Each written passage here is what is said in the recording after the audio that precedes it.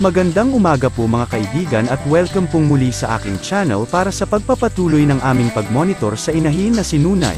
Ilang araw na rin ang lumipas nang mabigyan ng go na din para siya ay maglandi. 2 araw ang tampok natin ngayon sa ika-4 at ika-5 araw sa pag-check ng kanyang pag-standing heat. Pansinin ang reaksyon ng inahin habang ginagawa ang back pressure test sa ika-4 na araw at ikumpara natin sa ika-5 araw na makikita sa later part ng video.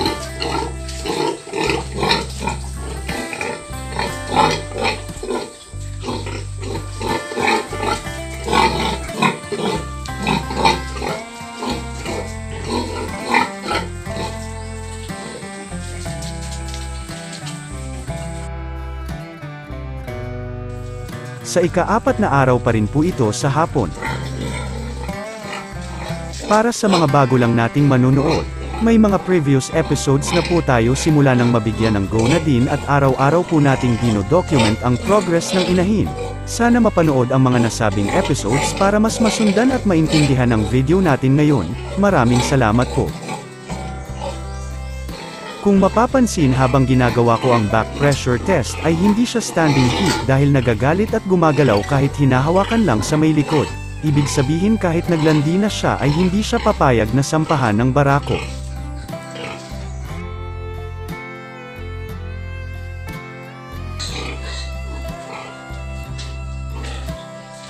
Sa ika-5 araw na po ito at pansinin ang reaksyon ng inahin at ikumpara sa unang part ng video. Humingi kami ng sako na may amoy ng barako sa isang may alaga para ipaamoy sa aming mga inahin.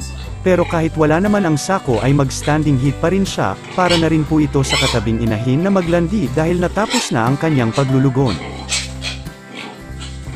Standing heat na si Nunay at maaari ng pabulugan, hindi na siya nagagalit kumpara sa ika-4 na araw o sa unang part ng video.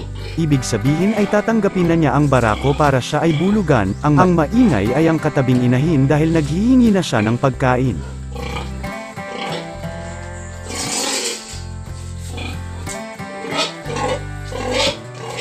Nasubaybayan na po ninyo ang progress ng inahin simula ng mabigyan ng gamot. Nagmanifest ang mga signs ng paglalandi hanggang sa nag-standing heat. Ngayon ay magtatawag muna kami ng bore for hire dahil maliit pa ang aming replacement bore dahil nakal na ang dating barako. Antabayanan na lamang po natin ang pagpapabulog sa inahin sa next episode.